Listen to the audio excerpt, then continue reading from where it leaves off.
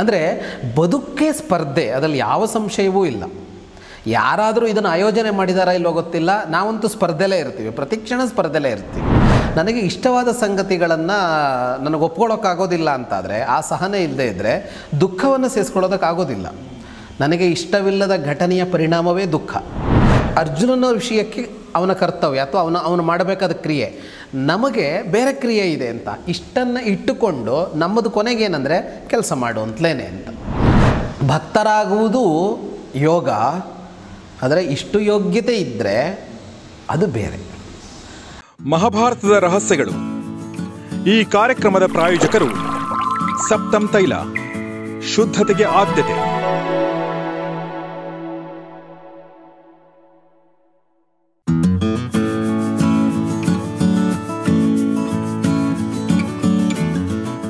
ಸ್ನೇಹಿತರೆ ನಮಸ್ಕಾರ. ಗೌರಿ ಶಕ್ಕಿ ಸ್ಟುಡಿಯೋದ ವಿಶೇಷ ಕಾರ್ಯಕ್ರಮ ಮಹಾಭಾರತ ರಹಸ್ಯಗಳು, ಸೀಕ್ರೆಟ್ಸ್ ಆಫ್ ಮಹಾಭಾರತ. ನಿಮಗೆಲ್ಲ ಆತ್ಮೀಯ ಸ್ವಾಗತ. ನಾನು ಗೌರಿ ಶಕ್ಕಿ. ಮಹಾಭಾರತ ರಹಸ್ಯಗಳನ್ನ ಹೇಳ್ಕೊಡೋದಕ್ಕೆ ನಮ್ಮೊಂದಿಗೆ ಜಾಯ್ನ್ ಆಗಿದ್ದಾರೆ ವಿದ್ವಾನ್ ಜಗದೀಶ್ ಶರ್ಮಾ ಸಂಪತ್ ಸರ್. ಸರ್, ಮೊದಲನೇದಾಗಿ ಸ್ವಾಗತ ಮತ್ತು ನಮಸ್ಕಾರ ಕಾರ್ಯಕ್ರಮಕ್ಕೆ. ನಮಸ್ತೆ. ಸೊ ನಿಮಗೆಲ್ಲ ಗೊತ್ತಿರೋ ಹಾಗೆ ನಾವು ಮಹಾಭಾರತ ರಹಸ್ಯಗಳನ್ನ ತುಂಬ ದಿನಗಳಿಂದ ವರ್ಷಗಳಿಂದ ನಡೆಸ್ಕೊಂಡು ಬರ್ತಾ ಇದ್ದೀವಿ. ಅದರಲ್ಲಿ ನಾವು ಈಗ ಗೀತ ಪರ್ವ ಈ ಒಂದು ಅಧ್ಯಾಯದಲ್ಲಿದ್ದೀವಿ. ಅಂದರೆ ಮಹಾಭಾರತದ ಅತ್ಯಂತ ಮುಖ್ಯವಾದ ಭಾಗ ಭಗವದ್ಗೀತೆಯ ಒಂದು ಅಧ್ಯಾಯದಲ್ಲಿದ್ದೀವಿ. ಅದರಲ್ಲಿ ನಾವೀಗ ಭಕ್ತಿ ಯೋಗ ಅನ್ನೋ ಒಂದು ಅಧ್ಯಾಯದಲ್ಲಿದ್ದೀವಿ. ಕರೆಕ್ಟಾ ಸರ್? ಯಾಕೆ ಕರೆಕ್ಟಾ ಸರ್ ಅಂತ ಕೇಳಿದ್ದೇನೆ ಅಂತಂದರೆ, ನಿಮಗೂ ಅನಿಸಿರ್ಬೋದು ದೊಡ್ಡ ಗ್ಯಾಪ್ ಆಗಿದೆ, ಹೀಗಾಗಿ ನಮಗೂ ಕರೆಕ್ಟಾಯಿತು ಅನ್ನೋ ಥರ ಆಗ್ಬಿಟ್ಟಿದೆ. ಬಟ್ ದಯವಿಟ್ಟು ಕ್ಷಮೆ ಇರಲಿ, ಬೇರೆ ಬೇರೆ ಕಾರಣಗಳಿಂದ ಸ್ವಲ್ಪ ಮಧ್ಯದಲ್ಲಿ ಗ್ಯಾಪ್ ಆಗ್ತಾಯಿದೆ. ಬಟ್ ಇನ್ನು ಮುಂದೆ ಅಸಾಧ್ಯವಾದಷ್ಟು ನಿರಂತರವಾಗಿ ಮಾಡುವಂಥ ಪ್ರಯತ್ನವನ್ನು ಮಾಡ್ತೀವಿ. ಮಾಡದೇ ಇದ್ದರೆ ಮತ್ತೆ ಕ್ಷಮೆ ಇರಲಿ. But we will try our best. Sir, Mahabharata ರಹಸ್ಯಗಳ ಕಾರ್ಯಕ್ರಮ ಮಾಡ್ತಿರ್ಬೇಕಾದ್ರೆ ರಾಮ ಪರ್ವ ಮಧ್ಯದಲ್ಲಿ ಬಂದು ಹೋಯಿತು, ಅಂದರೆ ರಾಮನ ಪ್ರಾಣ ಪ್ರತಿಷ್ಠಾಪನೆ. ಈಗ ಸರ್ ಭಕ್ತಿ ಯೋಗದ ಒಂದಷ್ಟು ಅಧ್ಯಾಯಗಳನ್ನ ಆಲ್ರೆಡಿ ನಾವು ಮಾಡಿದ್ದೀವಿ. ಅತ್ಯಂತ ಸುಲಭವಾದ ಮಾರ್ಗ ಅನ್ನೋ ಮಾತನ್ನು ಕೃಷ್ಣ ಹೇಳಿದ್ದು. ಸರ್ ನೆಕ್ಸ್ಟು ಅದೇ ಭಕ್ತಿಯೋಗ ಸುಲಭ ಅಂತ ಹೇಳ್ದ ಅವನು. ಅಂದರೆ ಇಲ್ಲಿಯವರೆಗೆ ಹೇಳಿದ್ದನ್ನೆಲ್ಲ ಸಂಕ್ಷೇಪಿಸಿ ಹಿಂದಿನ ಅಧ್ಯಾಯಗಳಲ್ಲಿ ನೋಡಿದ್ವಿ ಅದನ್ನ. ಧ್ಯಾನ ಯೋಗ, ಕರ್ಮಯೋಗ ಇತ್ಯಾದಿಗಳು. ಅದು ಯಾಕೆ ಬಂತು ಅಂದರೆ, ಅರ್ಜುನ ಒಂದು ಪ್ರಶ್ನೆ ಕೇಳ್ದ. ಏನಂದರೆ, ಅಕ್ಷರೋಪಾಸನೆ ಒಂದಿದೆ, ಇದೊಂದಿದೆ, ಎರಡರಲ್ಲಿ ಯಾವುದು ಅಂತ ಒಂದು ಪ್ರಶ್ನೆ ಕೇಳ್ದ. ಅಂದರೆ ಒಂದು ಮೂರ್ತಿ ಉಪಾಸನೆ, ಒಂದು ಮೂರ್ತಿ ಇಲ್ಲದ ಉಪಾಸನೆ ಅಂತ. ನಿರಾಕಾರದ ಸಾಧನೆ ಒಂದು, ನಿರಾಕಾರದ ಉಪಾಸನೆ ಒಂದು, ಇನ್ನೊಂದು ಸಾಕಾರದ ಉಪಾಸನೆ ಅಂತ ಒಂದು ಬಂದಾಗ ಅಂತ. ಆ ದೃಷ್ಟಿಯಿಂದ ನೋಡಿಕೊಂಡು ಹೋದಾಗ ಕೃಷ್ಣ ಭಕ್ತಿ ಬಹಳ ಸುಲಭ ಸಾಧ್ಯವಾದದ್ದು ಅನ್ನುವ ತರಹದಲ್ಲಿ ಹೇಳ್ದ. ಉಳಿದಿದ್ದು ಅಲ್ಲ ಅಂತ ಅಲ್ಲ, ಅಂದರೆ ಕಾಮನ್ ಮ್ಯಾನ್ ಕೂಡ ಅದನ್ನು ಮಾಡಬಲ್ಲ ಅಂತ. ಹಾಗಾಗಿ ಭಕ್ತಿ ಅನ್ನೋದು ಹೆಚ್ಚು ಜನರನ್ನು ತಲುಪತ್ತೆ, ಹೆಚ್ಚು ಜನರಲ್ಲಿ ಇರುತ್ತೆ ಅಂತ. ಅರಿವು ಪಡೆಯೋದೋ ಅಥವಾ ಯಾವುದೋ ಧ್ಯಾನದಲ್ಲಿ ಮುಳುಗೋದೋ, ಯೋಗದ ಸಾಧನೆಯೋ, ತಪಸ್ಸೋ ಇಂಥದ್ದನ್ನು ಸ್ವಲ್ಪ ಕಷ್ಟಪಡಬೇಕಾಗತ್ತೆ. ಉಪವಾಸ ಇರಬೇಕು, ಇನ್ನೊಂದು ಅಂತಂದಾಗ ಬಹಳ ಸುಲಭವಾಗಿ ನಮ್ಮನ್ನು ನಾವು ಅರ್ಪಿಸಿಕೊಳ್ಳುವ ಭಕ್ತಿ ಖುಷಿನೂ ಕೊಡುತ್ತೆ, ಮಾಡೋದಕ್ಕೂ ಸಾಧ್ಯ ಆಗುತ್ತೆ. ಆಮೇಲೆ ಬೇರೆ ನಮ್ಮ ಲೈಫಿಗೆ ಡಿಸ್ಟರ್ಬ್ ಕೂಡ ಮಾಡಲ್ಲ ನಮ್ಮ ನಿತ್ಯ ಜೀವನದ ಜೀವನ ಹಂಗೆ ಮಾಡ್ಕೊಂಡು ಹೌದು ವೃತ್ತಿ ಇತ್ಯಾದಿಗಳನ್ನು ಮಾಡಿಕೊಂಡು ಹೋಗ್ಬೋದು. ಅದನ್ನು ಹೇಳಿದ ಕೃಷ್ಣ ಮುಂದುವರಿಸ್ತಾನೆ. ಒಂದಿಷ್ಟು ಭಕ್ತಿ ಅಂತ ಅಂದಾಗಲೂ ಒಂದು ವ್ಯಕ್ತಿತ್ವ ಹೇಗಿರಬೇಕು ಅಂತ. ಈ ಗೀತೆಯಲ್ಲಿ ಹೇಗೆ ಅಂತ ಅಂದರೆ, ಬಹಳ ಗಮನಿಸಬೇಕಾಗಿದ್ದು ಗೀತೆಯಲ್ಲಿ ಹೇಳುವಾಗ ಅಥವಾ ನಮ್ಮ ಮಹಾಭಾರತ ಕೂಡ ಹೇಳುವಾಗ, ಈ ಯಾವುದೂ ಕೂಡ ನಾನು ಹೇಗಿರಬೇಕು ಅನ್ನೋದನ್ನು ಹೊರತುಪಡಿಸಿ ಇಲ್ಲ ಅಂತ. ನಮ್ಮ ವರ್ತನೆಗಳ ವಿಷಯ ಇಲ್ಲದ ಭಗವದ್ ಉಪಾಸನೆ ಅಂತಿಲ್ಲ ಅಂತ. ನಾನು ದೇವರನ್ನು ಉಪಾಸನೆ ಮಾಡ್ತೀನಿ, ನನ್ನ ಬದುಕಲ್ಲಿ ಹೆಂಗೆ ಬೇಕಿದ್ರೂ ಇರ್ತೀನಿ ಅನ್ನೋದಿದೆಯಲ್ಲ, ಅದಲ್ಲವೇ ಅಲ್ಲ ಅಂತ. ನೀನು ಒಬ್ಬ ನಿಜವಾದ ಧಾರ್ಮಿಕ ವ್ಯಕ್ತಿ ಅಂತ ಅಂದರೆ ನೀನು ಬದುಕು ಗುಣಗಳಿಂದ ಕೂಡಿರಲೇಬೇಕು ಅಂತ, ಸದ್ಗುಣಗಳಿಂದ ಕೂಡಿರಲೇಬೇಕು, ನೀನು ಸತ್ಪಥದಲ್ಲಿ ಇರಲೇಬೇಕು ಅಂತ. ದೈವಭಕ್ತಿ ಇದ್ದು ಇವುಗಳು ಇಲ್ಲದೇ ಇದ್ದರೆ ಅವನನ್ನು ದುಷ್ಟ ಅಧರ್ಮಿ ಅಂತಲೇ ಕರೆಯೋದು ನಮ್ಮಲ್ಲಿ ಅಂತ. ಈಗ ರಾವಣ ನಾಸ್ತಿಕ ಅಲ್ಲ, ದುರ್ಯೋಧನ ನಾಸ್ತಿಕ ಅಲ್ಲ, ಆದರೆ ಈ ಆಸ್ತಿಕತೆ ಅನ್ನೋದೇ ಅಲ್ಲ ಅಂತ ವಿಷಯ. ಅಂದರೆ ನಿನಗೆ ಬೇಕಾದ ಏನೋ ಒಂದನ್ನು ಸಾಧಿಸೋದಕ್ಕೆ ದೇವರನ್ನು ಉಪಾಸನೆ ಮಾಡ್ತಿ ಅಂತ. ಈಗ ರಾವಣನು ತಪಸ್ಸು ಮಾಡಿ ವರ ಪಡೆದ ಅನ್ನುವಾಗ ದೈವತ್ವದ ಶ್ರೇಷ್ಠತೆಯನ್ನು ಒಪ್ಕೊಂಡಿದ್ದಾನೆ ಅವನು ಅಂತ. ಆದರೆ ಅಷ್ಟಕ್ಕೆ ಮುಗಿಲಿಲ್ಲ ಅದು ಅಂತ. ನೀನು ಹೇಗಿರಬೇಕು ಅನ್ನೋದು ಮುಖ್ಯ ಆಗುತ್ತೆ ಅಂತ ನಾವಿಲ್ಲಿ ಗಮನಿಸೋದಾದರೆ, ಕೃಷ್ಣ ಇದನ್ನು ಬಹಳ ಸಲ ಹೇಳ್ತಾ ಹೋಗ್ತಾನೆ. ಈಗ ಭಕ್ತಿಯ ಇದು ಬಹಳ ಮುಖ್ಯ ಅಂತಂದ ಮೇಲೆ ಅಂದಲ್ಲಿಗೆ ಮುಗಿಲಿಲ್ಲ. ನನಗೆ ಭಕ್ತಿ ಇದೆ, ನಾನು ಏನು ಬೇಕಾದ್ರೆ ಕೊಲೆನೋ ಮಾಡ್ತೀನಿ, ದರೋಡನೆ ಮಾಡ್ತೀನಿ, ಹಿಂಸೆನೋ ಮಾಡ್ತೀನಿ, ಯಾರದ್ದು ಬೇಕಾದ ಏನು ಬೇಕಿದ್ರೂ ಕಿತ್ಕೋತೀನಿ, ಹೊರಟೊರಟಾಗಿರ್ತೀನಿ ಅಂತ ಅಲ್ಲ ಅಂತ. ಆ ಹಿನ್ನೆಲೆಯನ್ನು ಇಟ್ಟುಕೊಂಡಂತೆ ಅನ್ನೋ ಥರದಲ್ಲಿ ಒಂದಿಷ್ಟು ಮಾತಾಡ್ತಾನೆ, ಅದನ್ನು ಗಮನಿಸೋಣ. ಅದ್ವೇಷ್ಟ ಸರ್ವಭೂತಾನಾಂ ಮೈತ್ರಃ ಕರುಣ ಏವಚ ನಿರ್ಮಮೋ ನಿರಹಂಕಾರಃ ಸಮದುಃಖ ಸುಖಃ ಕ್ಷಮಿ. ಹೇಗಿದ್ದರೆ ನನಗಿಷ್ಟ ಆಗತ್ತೆ ಅನ್ನೋ ಮಾತು ಬರುತ್ತೆ ಇಲ್ಲಿಗ. ನನ್ನ ಭಕ್ತ ಅಂತ ಅನ್ನಿಸಿಕೊಂಡು ನಾನು ಅವನನ್ನು ಇಷ್ಟಪಡೋದು ಎಂಥವನನ್ನು ಅಂತ, ನಾನು ಇಷ್ಟಪಡೋದು ಎಂಥವನನ್ನು ಅಂತ ಅಂದಾಗ ಒಂದು ಪಟ್ಟಿ ಕೊಡ್ತಾ ಹೋಗ್ತಾನೆ, ಅವನು ಹೆಂಗಿರಬೇಕು ಅಂತ. ಭಕ್ತ ಹೆಂಗಿರ್ಬೇಕು, ಭಕ್ತನಾದವನು ಹೆಂಗಿರಬೇಕು, ನನಗೆ ಇಷ್ಟ ಆಗೋದು ಯಾರು ಅಂತ.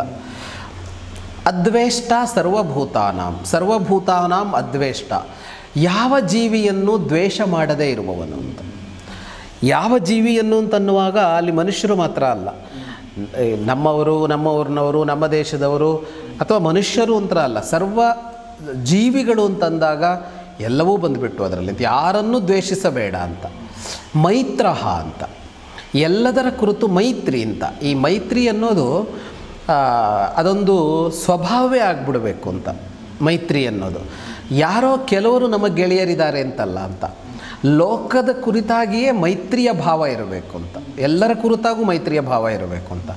ನಾವು ಮಹಾಭಾರತದಲ್ಲಿ ನೋಡುವಾಗ ಇಂಥದ್ದೇ ಕಾಣಿಸುತ್ತೆ ಅಂತ. ಈಗ ಯುಧಿಷ್ಠಿರ ಅಂತ ತಗೊಂಡ್ರೆ ಅವನು ಯಾರನ್ನೂ ದ್ವೇಷ ಮಾಡಲಿಲ್ಲ ಅಂತ. ಯುದ್ಧ ಮಾಡುವ ವಿಷಯ ಬೇರೆ, ಸಂಹರಿಸೋದು ಬೇರೆ, ಅದೆಲ್ಲ ಸಂದರ್ಭ, ಸನ್ನಿವೇಶ, ಅನಿವಾರ್ಯತೆ ಇಂಥವುಗಳ ಕೆಲಸ ಮಾಡುತ್ತೆ. ಆದರೆ ಅವನಿಗೆ ದ್ವೇಷ ಅಲ್ಲ, ಮೈತ್ರಿಯ ಭಾವ ಇಲ್ಲ ಅಂತಲ್ಲ. ಈಗ ಉದಾಹರಣೆಗೆ ಒಬ್ಬ ಅಪರಾಧಿಯನ್ನು ಶಿಕ್ಷಿಸಲಾಗುತ್ತೆ, ಒಬ್ಬ ನ್ಯಾಯಾಧೀಶ ತೀರ್ಮಾನ ಕೊಡ್ತಾನೆ, ಇವನಿಗೆ ಮರಣದಂಡನೆ, ಇವನಿಗೆ ಜೀವಾವಧಿ ಶಿಕ್ಷೆ. ಹಿಂದಾದರೆ ಆದ ಕೆಲಸ ರಾಜ ಮಾಡ್ತಾ ಇದ್ದ. ಅವರ ಮೇಲೆ ಅವರಿಗೆ ದ್ವೇಷವ ಅಂತ ಅಂದರೆ ಜೀವದ್ವೇಷ ಅಲ್ಲ ಅದು. ಈಗ ನ್ಯಾಯಾಧೀಶ ಮರಣದಂಡನೆ ಕೊಡ್ತಾನೆ ಅಂತ ಅಂದರೆ ಜೀವದ್ವೇಷಿಯ ನ್ಯಾಯಾಧೀಶ ಅಲ್ಲ ಅದು ಅಂತ. ಅದು ಸಾಮಾಜಿಕವಾಗಿ ಅನಿವಾರ್ಯತೆ ಬಂದ ಸನ್ನಿವೇಶ. ಈ ಅನಿವಾರ್ಯತೆ ಅವನೇ ತಂದಿಟ್ಟಿದ್ದು, ಯಾರು ಶಿಕ್ಷೆಗೆ ಒಳಪಡ್ತಾ ಇದ್ದಾನೋ ಅವನು ತಂದಿಟ್ಟಿದ್ದು, ಆದರೆ ಅವನ ಕುರಿತಾದ ದ್ವೇಷ ಅಲ್ಲ ಅಲ್ಲಿ ಅಂತ. ಹಾಗಾಗಿ ಮೈತ್ರಿ ಅನ್ನೋದು ಸ್ವಭಾವವೇ ಆಗಿಬಿಡಬೇಕು ಅಂತ. ಕರುಣ ಏವಚ ಅಂತ ಇದನ್ನೇ ಒತ್ತಿ ಹೇಳ್ತಾನೆ. ಈಗ ಅದ್ವೇಷ್ಟ ಸರ್ವಭೂತಾನಾಂ, ಯಾರನ್ನೂ ದ್ವೇಷಿಸಬೇಡ ಅಂತ ಅಂದಲ್ಲಿಗೆ ಮುಗಿಸೋದಿಲ್ಲ, ಮೈತ್ರಿ ಬೇಕು ಅಂತ, ಮೈತ್ರಿಯ ಭಾವ ಬೇಕು ಅಂತ. ಅಂದರೆ ಯಾರನ್ನು ದ್ವೇಷಿಸೋದಿಲ್ಲ ಅನ್ನೋದಷ್ಟಕ್ಕೆ ಮುಗಿಯೋದಿಲ್ಲ, ಅಲ್ಲಿ ಪ್ರೀತಿ ಇದೆ ಅಂತ ಅರ್ಥ ಅಲ್ಲ ಅವರ ಮೇಲೆ. ನನಗೆ ಯಾರ ಬಗ್ಗೆನೂ ದ್ವೇಷ ಇಲ್ಲ, ನಾನು ನನ್ನಷ್ಟಕ್ಕಿರ್ತೀನಿ ಅಂತ ಅಲ್ಲ ಅಂತ. ಪ್ರೀತಿಯೂ ಇರಬೇಕು ಅಂತ. ಮುಂದಿನಿದ್ದು ಬರೀ ಪ್ರೀತಿ ಅಲ್ಲ, ಕರುಣೆಯೂ ಇರಬೇಕು ಅಂತ. ಕರುಣಃ ಅಂತ ಇಲ್ಲಿ ಹೇಳುವಾಗ ಗುಣಗಳನ್ನು ಹೇಳೋದಲ್ಲ, ಗುಣಿಯನ್ನು ಹೇಳ್ತಾನೆ. ಅಂದರೆ ಹಾಗಂದ್ರೆ ಏನು ಅಂತ ಅಂದರೆ ದ್ವೇಷ ಇಲ್ಲದೇ ಇರುವಂಥವನಾಗವು, ಮೈತ್ರಿ ಇರುವಂಥವನಾಗು, ಕರುಣೆ ಇರಲಿ ನಿನ್ನಲ್ಲಿ ಅಂತ ಹೇಳೋದಿಲ್ಲ. ಕರುಣಃ ಅಂದರೆ ಕರುಣೆ ಇರುವವನು, ಮೈತ್ರಃ ಅಂದರೆ ಮೈತ್ರಿಯ ಭಾವ ಇರುವವನು, ಅದ್ವೇಷ್ಟ ಅಂದರೆ ದ್ವೇಷಿಸದೇ ಇರುವವನು. ಅದಕ್ಕೆ ಹೇಳಿದ್ದು ಗುಣಗಳನ್ನು ಹೇಳ್ತಾ ಇಲ್ಲ, ಅವನು ಗುಣಿಯನ್ನು ಹೇಳ್ತಾ ಇದ್ದಾನೆ. ಆ ಗುಣ ಯಾರಲ್ಲಿದೆಯೋ ಅವನು ಗುಣಿ, ಸದ್ಗುಣಿ ಅಂತ ಹೇಳ್ತೀವಲ್ಲ. ಹಾಗಾಗಿ ಅವನು ಕರುಣನಾಗಿರಬೇಕು, ಮೈತ್ರನಾಗಿರಬೇಕು, ಅದ್ವೇಷ್ಟನಾಗಿರಬೇಕು. ಅದರ ಜೊತೆಗೆ ನಿರ್ಮಮಃ ಅಂತ, ಈ ಮಮತ್ವ ಇರಬಾರದು ಅಂತ. ಮಮತ್ವ ಅಂತಂದಾಗ ಹಿಂದೂ ಬಂದಿದೆ, ಅದು ವಿಸ್ತಾರ ಏನು ಬೇಕಾಗಿಲ್ಲ. ನನ್ನದು ಅನ್ನೋ ಭಾವ ಇರಬಾರದು ಅಂತ. ಈ ಭಗವದ್ಗೀತೆ ಕಷ್ಟ ಆಗ್ತಾ ಇರೋದೇ ಇದಕ್ಕೆ ಅಂತ. ನಿಮಗೆ ಯಾರನ್ನಾದರೂ ಒಬ್ಬನ್ನು ಪ್ರೀತಿಸಬೇಕು ಅಂತ ಅಂದರೆ ಯಾಕೆ ಪ್ರೀತಿಸ್ತೀವಿ ಸರ್ ನಾವು? ನನ್ನದು ಅಂತ ಅನಿಸಿದಾಗಲ್ವ ಪ್ರೀತಿ ಹುಟ್ಟೋದು. ನನ್ನದು ಅಂತ ಅನ್ನಿಸದೆ ಪ್ರೀತಿ ಹೇಗೆ ಹುಟ್ಟುತ್ತೆ? ಯಾವುದೇ ವಸ್ತು, ವಿಷಯ, ವ್ಯಕ್ತಿಯ ಮೇಲೆ. ಈ ನನ್ನದು ಅಂತ ಬಂದಾಗ ಮಮತ್ವ ಬಂತಲ್ವಾ ಅಂತ ಅಂದರೆ ಪಕ್ಕದಲ್ಲೇ ಹೇಳ್ತಾನೆ, ಮೈತ್ರಿ ಕರುಣೆ ಎಲ್ಲ ಬಂದಿದೆ ಅಂತ ಮಮತ್ವ ಬೇಡ ನಿನಗೆ ಅಂತ, ಮಮತ್ವ ಬೇಡ ಅಂತ. ಆ ಪ್ರೀತಿಸೋದಕ್ಕೆ ಎಷ್ಟು ಭಾವ ಬೇಕೋ ಅದು ಬೇಕು, ಆದರೆ ನನ್ನತನವನ್ನು ಹೇರೋದಕ್ಕೆ ಹೋಗಬೇಡ ಅದರಲ್ಲಿ ಅಂತ. ಹಾಗೆಯೇ ನಿರಹಂಕಾರ ಅಂತ, ನಾನು ಮಾಡಿದ್ದು ಅನ್ನೋದು ಬೇಡ ಅದರಲ್ಲಿ ಅಂತ. ಸಮ ದುಃಖ ಸುಖ, ಒಂದು ಸಮತೆ ಇರಬೇಕು. ಯಾವುದರಲ್ಲಿ ಅಂದರೆ ಸುಖದಲ್ಲೂ ದುಃಖದಲ್ಲೂ ಒಂದು ಸಮತೆ ಇರಬೇಕು. ಕ್ಷಮಿ, ಅವನು ಸಹನಶೀಲನಾಗಿರಬೇಕು ಅಂತ, ಸಹಿಸೋದಕ್ಕೆ ಸಾಧ್ಯ ಆಗಬೇಕು ಅವನಿಗೆ ಅಂತ. ಇದರಲ್ಲೊಂದು ಲಿಂಕು ಕೂಡ ಇದೆ. ಈಗ ಸಮದುಃಖ ಸುಖ ಆಗೋದು ಯಾವಾಗ? ನನಗೆ ದುಃಖವನ್ನು ಸುಖವನ್ನು ಒಂದೇ ಥರ ಸ್ವೀಕಾರ ಮಾಡೋದಕ್ಕೆ ಯಾವಾಗ ಸಾಧ್ಯ ಆಗುತ್ತೆ ಅಂದರೆ ಸಹನೆ ಇದ್ದರೆ ಮಾತ್ರ. ನನಗೆ ಇಷ್ಟವಾದ ಸಂಗತಿಗಳನ್ನು ನನಗೆ ಒಪ್ಕೊಳ್ಳೋಕ್ಕಾಗೋದಿಲ್ಲ ಅಂತಾದರೆ, ಆ ಸಹನೆ ಇಲ್ಲದೇ ಇದ್ದರೆ ದುಃಖವನ್ನು ಸೇರಿಸ್ಕೊಳ್ಳೋದಕ್ಕಾಗೋದಿಲ್ಲ.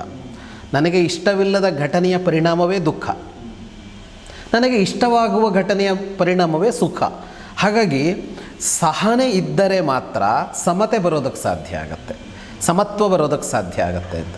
ಹಾಗಾಗಿ ತುಂಬ ಸುಲಭವಾಗಿ ಹೇಳ್ಕೊಂಡು ನಾವು ಮುಂದೆ ಓಡ್ತಾ ಇದ್ದೀವಿ. ಆದರೆ ಇವುಗಳಲ್ಲಿ ಒಂದು ಲಿಂಕ್ ಇದೆ, ಒಂದಕ್ಕೊಂದಕ್ಕೂ ಅದು ಕೊಟ್ಕೊಂಡು ಹೋಗೋದು ಅನ್ನೋದಿದೆ ಅಂತ. ಸರ್, ಇದು ನನಗೆ ನೀವು ಹೇಳ್ತಿರ್ಬೇಕಾದ್ರೆ ಅನಿಸ್ತಾ ಇತ್ತು, ಇದು ಅತ್ಯಂತ ಪ್ರಮುಖವಾದ ಶ್ಲೋಕ ಅಂತ ಅನಿಸುತ್ತೆ. ಖಂಡಿತ ಹೌದು ಅಲ್ವಾ? ಎಲ್ಲ ಬಂದ್ಬಿಡ್ತಿದ್ರಲ್ಲಿ.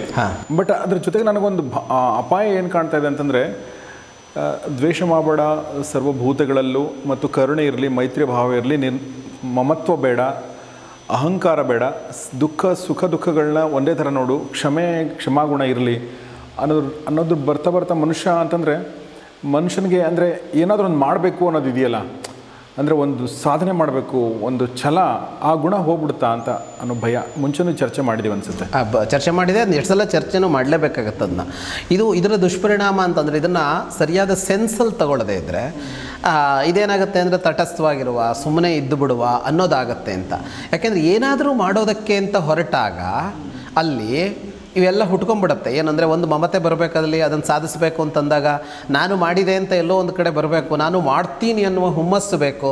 ಮತ್ತು ಕೆಲಸ ಮಾಡ್ತಾ ಅಂತ ಹೋದಾಗ ಒಂದು ಸ್ಪರ್ಧೆ ಹುಟ್ಕೊಳ್ಳುತ್ತೆ, ಆ ಸ್ಪರ್ಧೆಯಲ್ಲಿ ಯಾರನ್ನು ಸೋಲಿಸೋದು ಅಂತ ಇರುತ್ತೆ. ಹಾಗಾಗಿ ಈ ಬದುಕಿದೆಯಲ್ಲ ಅದು ತಕ್ಕಡಿ ಇಟ್ಟುಕೊಂಡೆ, ಕೈಯಲ್ಲಿ ತಕ್ಕಡಿ ಇಟ್ಟುಕೊಂಡೇ ಹೋಗೋದು ಅಂತ. ಇದನ್ನೇ ಒತ್ತು ಕೊಟ್ಕೊಂಡ್ರೆ ಅದು ಬಿದ್ದೋಗುತ್ತೆ, ಅದಕ್ಕೆ ಒತ್ತು ಕೊಟ್ಕೊಂಡ್ರೆ ಇದು ಬಿದ್ದೋಗುತ್ತೆ ಅನ್ನೋ ಥರ ಆಗುತ್ತೆ ಅಂತ. ಹಾಗಾಗಿ ಬ್ಯಾಲೆನ್ಸ್ ಅನ್ನೋದೇ ಬದುಕು. ಗೀತೆಯಲ್ಲಿ ಅವನು ಅದನ್ನೇ ಮಾಡ್ತಾ ಹೋಗ್ತಾನೆ, ಎರಡನ್ನೂ ಹೇಳ್ತಾ ಹೋಗೋದೇ ಬ್ಯಾಲೆನ್ಸಿಗಾಗಿ ಅಂತ.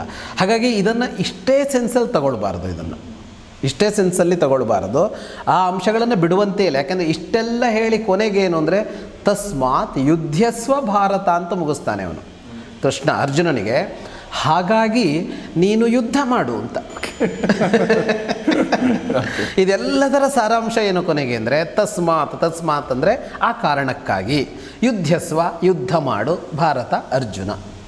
ಅಂದರೆ ಅಲ್ಲಿ ಯುದ್ಧ ಅನ್ನೋದು ಅರ್ಜುನನ ವಿಷಯಕ್ಕೆ ಅವನ ಕರ್ತವ್ಯ ಅಥವಾ ಅವನು ಮಾಡಬೇಕಾದ ಕ್ರಿಯೆ. ನಮಗೆ ಬೇರೆ ಕ್ರಿಯೆ ಇದೆ ಅಂತ ಇಷ್ಟನ್ನು ಇಟ್ಟುಕೊಂಡು ನಮ್ಮದು ಕೊನೆಗೇನೆಂದರೆ ಕೆಲಸ ಮಾಡು ಅಂತಲೇನೆ ಅಂತ. ಹಾಗಾಗಿ ಈ ಬ್ಯಾಲೆನ್ಸನ್ನು ಇಡೀ ಗೀತೆ ಹಲವು ತರಹದಲ್ಲಿ ಹೇಳ್ತಾ ಹೋಗುತ್ತೆ. ಬಟ್ ನೀವು ತುಂಬ ಚೆನ್ನಾಗಿ ಅದನ್ನು ಪ್ರಶ್ನೆ ಎತ್ತಿದ್ರಿ, ಹಂಗೆ ಅಂದ್ಕೊಂಡು ಕುತ್ಕೋಬಾರದು, ಅದರಲ್ಲಿ ಓಡೋದನ್ನು ನಿಲ್ಲಿಸೋ ಹಂಗಿಲ್ಲ ಅಂತ.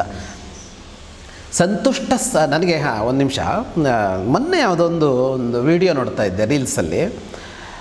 ಯಾವುದೋ ಒಂದು ಮಕ್ಕಳಿಗೆ ಯಾವುದೋ ಒಂದು ರಾಷ್ಟ್ರೀಯವೋ ಅಂತಾರಾಷ್ಟ್ರೀಯ ಅಂತ ಅನಿಸುತ್ತೆ, ಅಂತಾರಾಷ್ಟ್ರೀಯ ಯಾವುದೋ ಮಕ್ಕಳ ಯಾವುದೋ ಸ್ಪರ್ಧೆ ಯಾವುದೋ ಅಂತ ಗೊತ್ತಿಲ್ಲ, 3 ಜನಕ್ಕೆ ಬಹುಮಾನ ಬಂದಿದೆ. ಬಂಗಾರದ ಪದಕ, ಬೆಳ್ಳಿ ಪದಕ, ಕಂಚಿನ ಪದಕ. ಅಂತಾರಾಷ್ಟ್ರೀಯದಲ್ಲಿ 3 ಸ್ಟೆಪ್ ಮಾಡಿ ನಿಲ್ಲಿಸೋದಿದೆಯಲ್ಲ ಕ್ರೀಡೆಗಳಲ್ಲಿ. ಬಂಗಾರದ ಪದಕದ ಇವರನ್ನು ಮಧ್ಯದಲ್ಲಿ ನಿಲ್ಲಿಸ್ತಾರೆ, ಇವ್ರನ್ನ ಆ ಕಡೆ ಈ ಕಡೆ ನಿಲ್ಲಿಸ್ತಾರೆ ಅಂತ ಇದೆಯಲ್ಲ.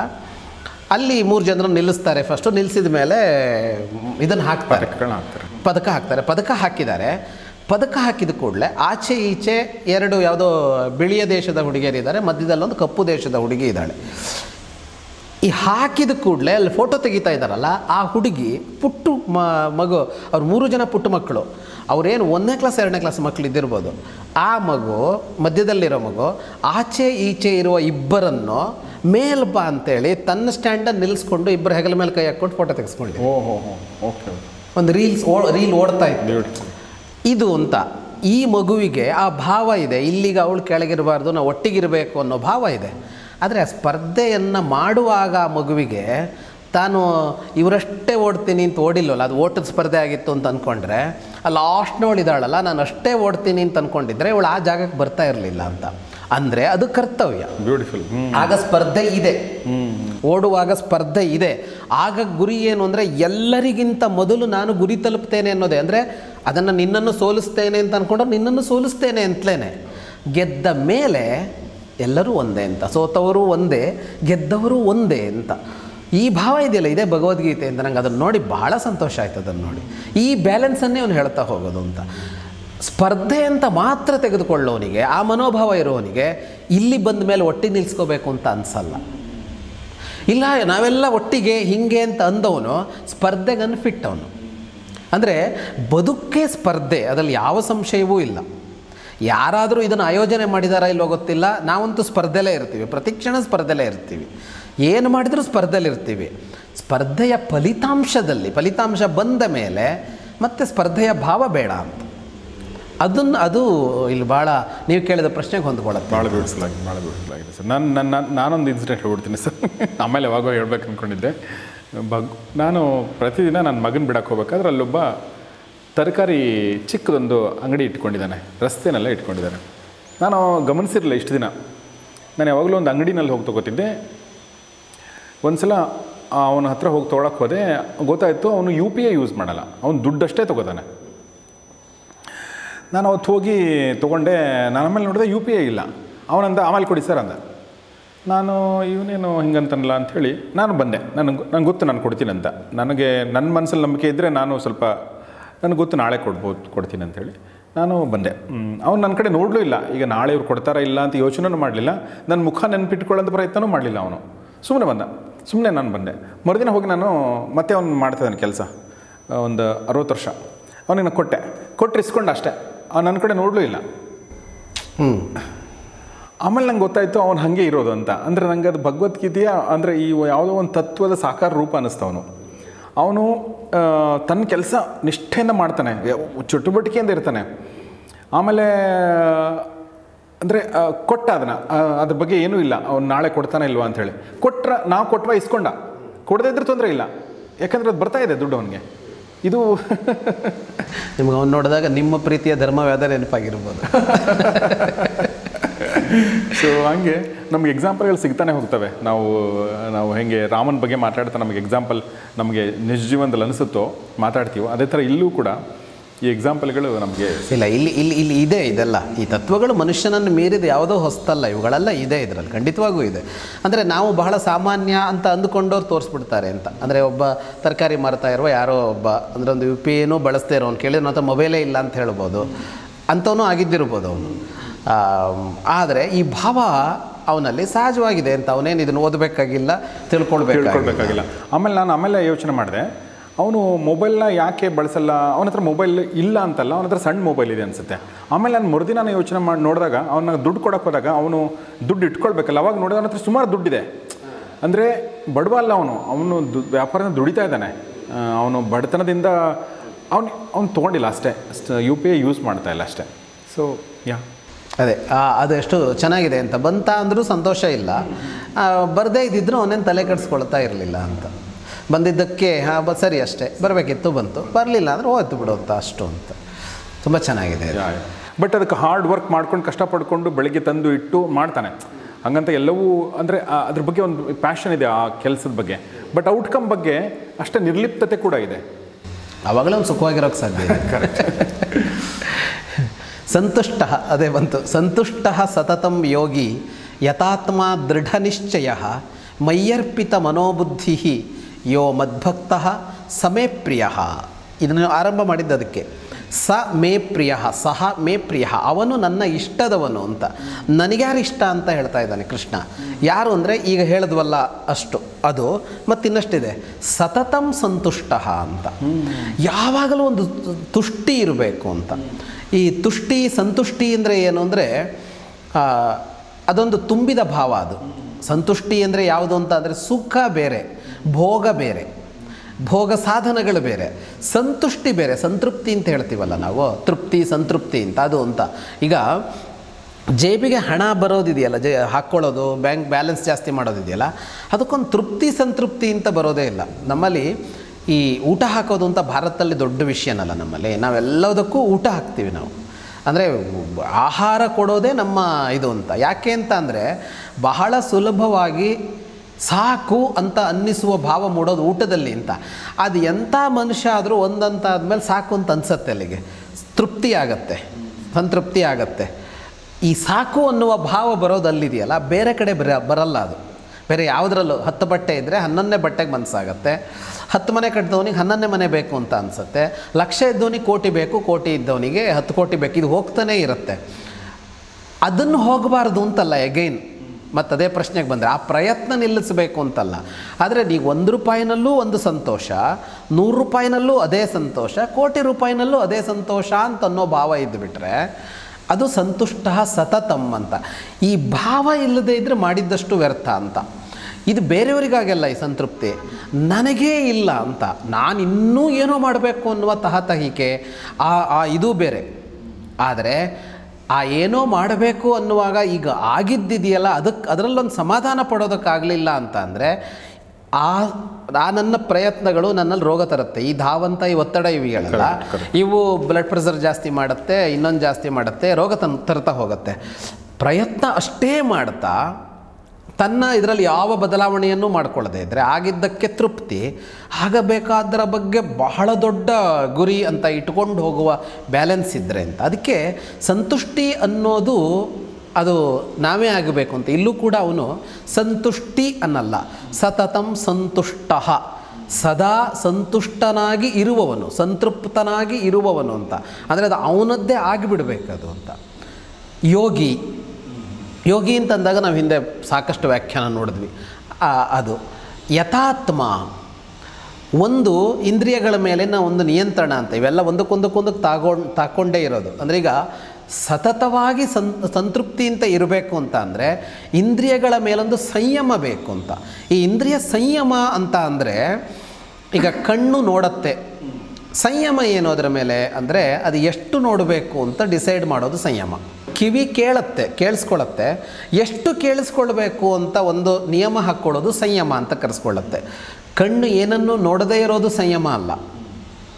ಈಗ ಇದು ಇಂದ್ರಿಯಗಳೇ ನಮಗೆ ತೊಂದರೆ ಕೊಡ್ತಾ ಇವೆ, ಇದೆಲ್ಲ ಇಲ್ಲದೆ ಇದ್ದರೆ ನನ್ನ ಮೋಕ್ಷ ಸಿಕ್ಬಿಡುತ್ತೆ ಅಂತಂದರೆ ಕಣ್ಣು ಕಿತ್ತಾಕೊಂಬಿಡೋದು, ಕಿವುಡು ಮಾಡ್ಕೊಂಬಿಡೋದು ಅಲ್ವೇ ಅಲ್ಲ. ಇಂದ್ರಿಯಗಳು ಬಹಳ ಚೆನ್ನಾಗಿರಬೇಕು, ಅವು ಪರಿಷ್ಕೃತವಾಗಿರಬೇಕು, ಆದರೆ ಅದಕ್ಕೊಂದು ಎಷ್ಟು ಅಂತ ಬೇಕು ಅಂತ. ಹಾಗಾಗಿ ಯಥಾತ್ಮ ಅಂತ ಬಂತು. ಆ ಎಷ್ಟು ಅಂತ ಒಂದು ಸಂಯಮ ಇದ್ದರೆ ಮಾತ್ರ ಸಂತೃಪ್ತಿ ಇರೋದಕ್ಕೆ ಸಾಧ್ಯ ಅಂತ. ಇಲ್ಲದೇ ಇದ್ದರೆ ಸಂತೃಪ್ತಿ ಇರೋದೇ ಇಲ್ಲ. ದೃಢ ನಿಶ್ಚಯ, ನಿರ್ಣಯಗಳಿರುತ್ತಲ್ಲ ಅದರಲ್ಲಿ ಒಂದು ದಾರ್ಢ್ಯ ಬೇಕು, ದೃಢತೆ ಬೇಕು ಅಂತ.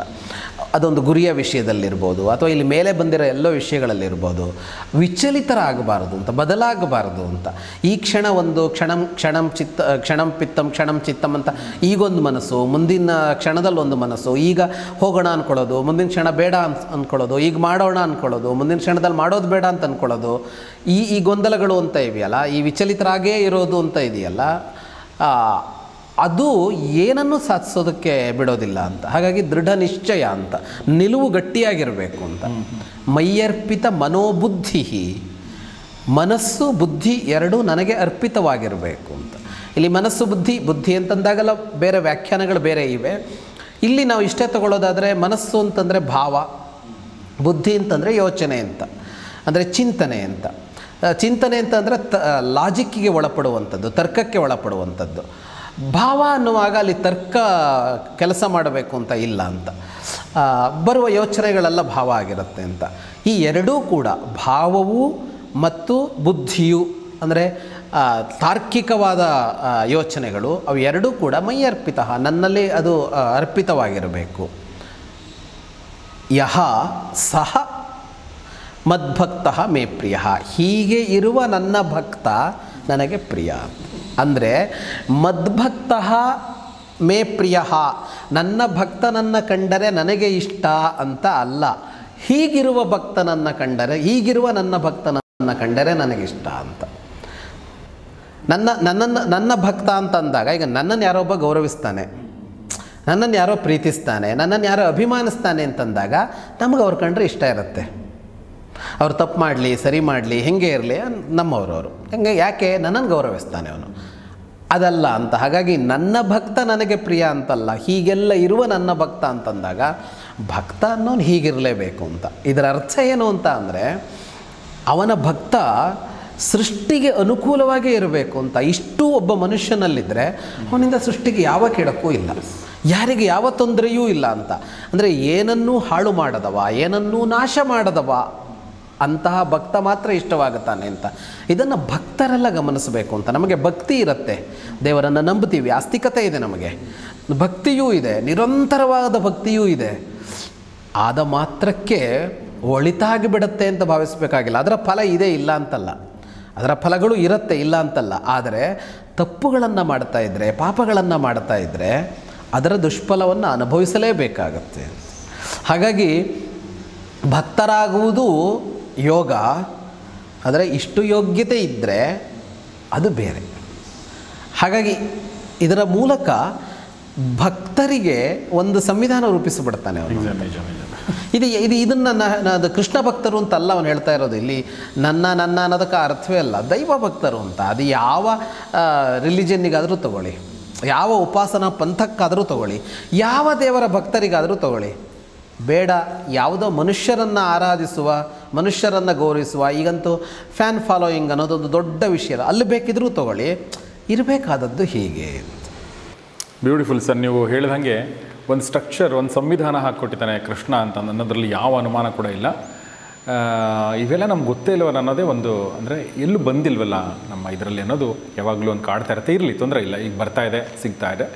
ಸೊ ಭಕ್ತನ ಬಗ್ಗೆ ಸರ್ ತುಂಬ ಚೆನ್ನಾಗಿ ಹೇಳಿದರು. ನಾವು ಸಾಮಾನ್ಯ ಜನರಿಗೆ ನಮ್ಮನ್ನು ಯಾರೋ ಪ್ರೀತಿಸ್ತಾರೆ, ಇಷ್ಟಪಡ್ತಾರೆ ಅಂದರೆ ನಾವು ಅವ್ರ ತಪ್ಪುಗಳನ್ನ ಇಗ್ನೋರ್ ಮಾಡ್ತೀವಿ. ಕೃಷ್ಣ ಹಾಗಲ್ಲ. ನೀನನ್ನು ಪ್ರೀತಿಸೋದು ಒಂದು ಸಣ್ಣ ಮಟ್ಟಿನ ಅರ್ಹತೆ, ಬಟ್ ಆ್ಯಕ್ಚುಲಿ ನೀನು ಹೇಗಿರಬೇಕು ಅನ್ನೋದೇ ದೊಡ್ಡ ಮಟ್ಟ, ಅದು ಮುಖ್ಯವಾದ ವಿಚಾರ ಅನ್ನೋ ಮಾತನ್ನು ಕೃಷ್ಣ ಹೇಳಿದ. ಇದು ನಿಮಗೆ ಇಷ್ಟ ಆಗಿದೆ ಅಂತ ಭಾವಿಸ್ತೀನಿ ಸರ್. ತುಂಬ ತುಂಬ ಧನ್ಯವಾದ. Thank you very much. Mahabharata ರಹಸ್ಯಗಳಲ್ಲಿ ಭಕ್ತಿ ಯೋಗದಲ್ಲಿ ಭಕ್ತ ಹೇಗಿರಬೇಕು ಅನ್ನೋದನ್ನು ನಾವು ಈ ಚಾಪ್ಟ್ರಲ್ಲಿ ನೋಡಿದ್ವಿ. ಕೃಷ್ಣ ಹೇಗೆ ಹೇಳಿದ್ದಾನೆ ಭಕ್ತ ಹೇಗಿರಬೇಕು ಅನ್ನೋದು, ಮತ್ತು ಯಾವ ಭಕ್ತ, ಯಾವ ಥರದ ಭಕ್ತ ನನಗೆ ಇಷ್ಟ ಆಗ್ತಾನೆ ಅನ್ನೋದನ್ನು ಭಾಳ ಚಂದ ಕೃಷ್ಣ ಹೇಳಿದ್ದಾರೆ. ನಿಮಗೆ ಅನ್ನಿಸ್ತಾನೆ ಅದನ್ನು ದಯವಿಟ್ಟು ಕಮೆಂಟ್ ಬಾಕ್ಸಲ್ಲಿ ತಿಳಿಸಿ. ಪ್ರಶ್ನೆಗಳಿದ್ದರೆ ಅದನ್ನು ತಿಳಿಸಿ, ಮತ್ತು ನಿಮ್ಮೆಲ್ಲ ಸ್ನೇಹಿತರೊಂದಿಗೆ ಇದನ್ನು ಶೇರ್ ಮಾಡಿ. ನಿಮ್ಮ ಬೇರೆ ಬೇರೆ ದೇಶಗಳಲ್ಲಿರುವಂಥ ಸ್ನೇಹಿತರಿಗೂ ಶೇರ್ ಮಾಡಿ. ಯಾಕೆಂದರೆ ಭಾಳಷ್ಟು ಜನ ಬೇರೆ ಬೇರೆ ದೇಶಗಳಲ್ಲಿರುವಂಥವ್ರು ಇದನ್ನು ನೋಡ್ತಾರೆ. ಇನ್ನೂ ಒಂದಷ್ಟು ಜನರು ರೀಚ್ ಆಗಲಿ ಅಂತ ಹೇಳ್ತಾ ಇವತ್ತಿನ ಎಪಿಸೋಡ್ ಮುಗಿಸ್ತಿದ್ದೀನಿ. ನೋಡ್ತಾರೆ ಗೌರಿಶಕ್ತಿ ಸ್ಟುಡಿಯೋ, ನೋಡ್ತಾರೆ ಮಹಾಭಾರತ ರಹಸ್ಯಗಳು. ನಮಸ್ಕಾರ. ಮಹಾಭಾರತದ ರಹಸ್ಯಗಳು ಈ ಕಾರ್ಯಕ್ರಮದ ಪ್ರಾಯೋಜಕರು ಸಪ್ತಮ್ ತೈಲ, ಶುದ್ಧತೆಗೆ ಆದ್ಯತೆ.